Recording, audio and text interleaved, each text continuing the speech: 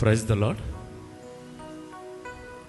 Baptist సంఘంలో నేను చిన్నప్పటి నుంచి మా నాన్నగారి పరిచయం నుంచి కంటిన్యూ అవుతున్నాను.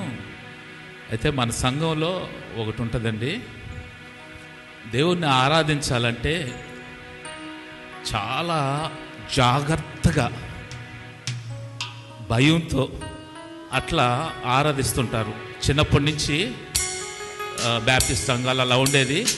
నేను కూడా అదేవిధంగా నేను అలాగా ఉంటుండే సమయంలో నేను ప్రభువుని సొంత రక్షకునిగా అంగీకరించిన తర్వాత, బాప్తిసం తీసుకున్న తర్వాత, మా నాన్నగారు పరిచర్యలో ఉన్నప్పుడు నేను ఆరాధించాలంటే నా హృదయంకి ఏది అనిపిస్తే అది చేసేవాడిని. ఎందుకంటే పక్కనోళ్ళు ఏమన్నా అనుకుంటారేమో, పక్కనోళ్ళు చూసి మనల్ని నవ్వుకుంటారేమో అని చెప్పేసి చాలామంది సైలెంట్గా కూర్చొని వింటూ ఉంటారు. నా స్వరం బాగలేదు కదా, నేను పాటను ఎంజాయ్ చేస్తా చూస్తుంటాను అని అనుకుంటుంటారు.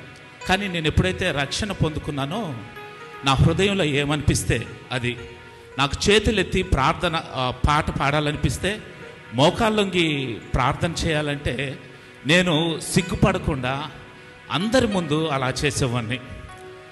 91వ కీర్తనలో ఒక మాట ఉంది, అతడు నా నామము నెరిగినవాడు గనుక నేను అతన్ని ఘనపరచెదను అంటున్నాడు. ప్రశ్నల ప్రవక్త అని ఒక ప్రవక్త ఉన్నాడు, ఆయన హబక్కుకు. ఆయన 3 అధ్యాయాలు ఉన్నాయి. ఫస్ట్ ప్రశ్నలతో మొదలెడతాడు, చివరి వచనంకి వచ్చేలేకే ఒక మాట అంటాడు. ఏమంటాడంటే, అయ్యా నాకు తిండి లేకపోయినా, నాకు వస్త్రం లేకపోయినా, నాకు ఇల్లు లేకపోయినా నీవుంటే నాకు చాలయ్యా అని హబక్కు ప్రవక్త అంటారు. ఈ మధ్యాహ్న సమయంలో ఆయన సన్నిధిలో మనం అందరం కూర్చొని ఉన్నాము. ఎంతోమంది అప్పుల బాధతో ఉండొచ్చు, అనారోగ్య పరిస్థితులు గుండా వెళ్ళి ఉండొచ్చు, ఈఎంఐలు కట్టుకోలేకుండా, లేకపోతే ఆ కుటుంబ బాధ్యతలో ఒంటరితనంలో ఉంటున్నావేమో.